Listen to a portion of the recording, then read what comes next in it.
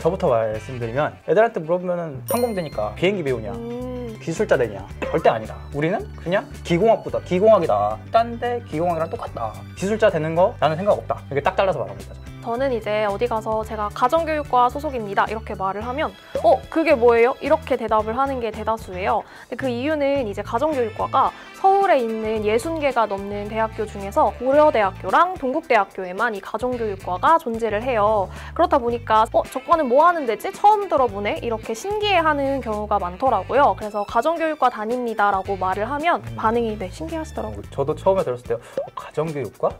고려대 빼고 동국대도 있었나? 약간 고려대는 원래 알고 있었는데 동국대는 몰랐다? 그건 몰랐다. 돌려각인가 이거? 진짜 몰랐어요. 노력해라 동국대. 이건 진짜 몰랐어요. 보고 있나 동국대.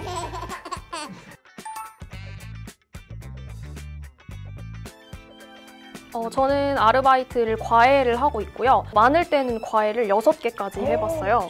근데 학점은 21학점을 듣는 상태에서 과외를 6개를 하다 보니까 4개월, 5개월 동안 하루에 3시간씩밖에 잠을 못 잤었거든요. 그렇게 하고 과외 알바를 하고 학원 강사 알바도 했었고요. 네, 그렇게 알바를 교육 위주로 하고 있습니다. 저 같은 경우에는 과외 알바는 못 구했고요. 서빙 알바는 1년 6개월 정도 했던 것 같아요. 그래서 거기서도 매니저 하면서 이제 관리도 하고. 근데 지금은 카페에서 알바하고, 지금도 카페 알바 하고 있습니다.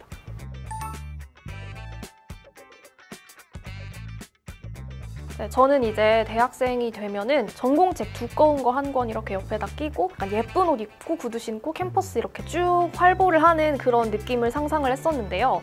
그럴 시간 전혀 없고요. 대학에 와서 조금 힘들었어요. 이 알바를 하느라 너무 바쁜 거예요. 그래서 막 밥을 지하철 환승하면서 삼각김밥을 먹고 이렇게 공부하고 일을 하고 이랬었거든요. 그래서 생각한 것보다 현실과 이상은 굉장히 괴리가 있다라는 거죠.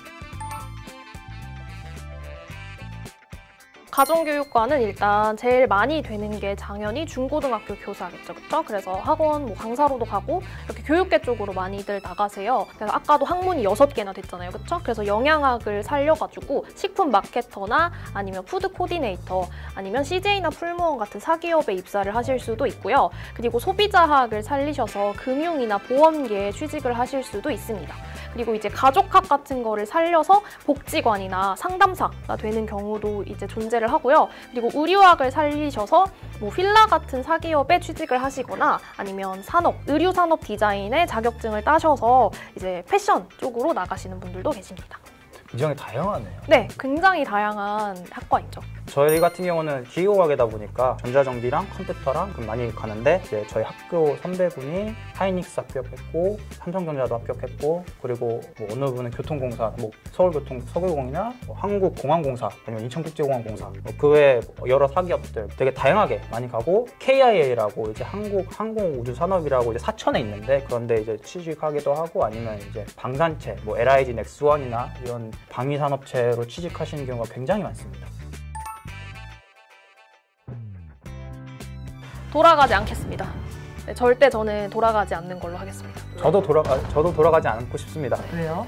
저는 중학교 때는 고등학교에 입학하기 위해서 굉장히 열심히 공부를 했어요. 왜냐면 고등학교 저희 지역은 비평준화이기 때문에 좋은 고등학교에 가고 싶어가지고 중학교 3학년 때 이제 밤을 새워가면서 공부를 막 하고 제가 영어를 엄청 못하거든요. 근데 선생님이 말씀하신 토시 하나 안 빼놓고 장난까지 전부 다 교과서에 적어서 그걸 통째로 외운 다음에 100점을 맞은 적이 있었어요. 그래서 중학교 때도 좀 노력을 열심히 한 편이고요. 고등학교 때는 이제 기숙사 고등학교에 들어가게 되었어요. 네. 기숙사에 한 달에 계속 갇혀있는 그런 생활을 했었기 때문에 미래를 위해서 굉장히 열심히 노력했던 것 같아요. 돌아보면. 그래서 다시는 돌아가고 싶지 않은 그런 학창 시절이기 때문에 후회가 없어. 저는 비슷한 이유예요. 정말 열심히 했어요. 보통 고3 때 성적이 안 오른다 그러거든요. 근데 저는 오히려 고3 때 성적이 오른 케이스예요. 10월 모의고사 때 제가 최고점을 찍었어요. 근데 수능 때 미끄러진 거죠. 그게 굉장히 충격이었거든요. 내가 그렇게 나올 줄 몰랐으니까. 그런 충격을 다시 갖고 싶지도 않고 다시는 돌아가고 싶지 않습니다. 저는. 저 먼저 할까요? 그러시죠.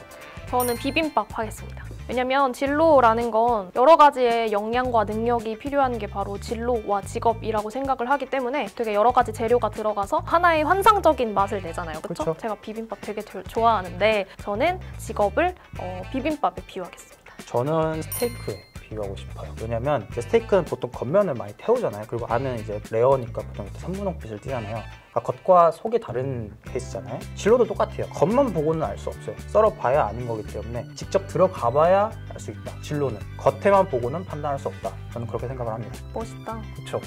저도 그렇게 생각해요. 준비 잘했네요. 가차는. 대학이 인생의 전부는 아니라고 생각을 합니다. 이건 확실해요. 근데 대학은 인생의 중요한 요소를 결정짓는 아주 그 중요한 순간에 매우 중요한 역할을 하는 그런 요소 작용을 할 수가 있어요. 그러니까 내가 무엇을 좋아하고 이렇게 나를 되돌아볼 수 있는 시간을 조금 가졌으면 싶어요. 왜냐면 저는 그냥 막연하게 서울에 있는 대학에 들어갈 거야 라고만 생각했지 제가 뭘 좋아하고 무슨 공부를 하고 싶고 이런 고민은 많이 안 해본 것 같거든요. 그래서 지금 하고 있는 중이에요. 여러분들은 그걸 지금 하셔서 조금 자신을 위한 길을 만드셨으면 좋겠습니다. 처음부터 진로라는 강박에 쌓여가지고 나는 무조건 내가 좋아하는 일을 찾아야겠다 이런 강박을 안 가졌으면 좋겠어요. 그 이제 생각에만 갇혀 살다 보면은 시야가 넓어지지 않고 딱 그 라인만 보기 때문에 결국에는 본인의 인생이 그 시야에만 갇히게 된다고 저는 생각을 하거든요. 오히려 계획이 없이 사는 것도 나쁘지 않은 것 같아요. 항상 본인에게는 어떤 길도 열려 있다라는 마인드를 갖고 생활을 하면은 선택을 해야 되는 시기에 닥쳤을 때 좀 더 나은 선택을 할 수 있을지도 모른다. 이런 마인드를 가지고 생활을 하셨으면 좋겠어요.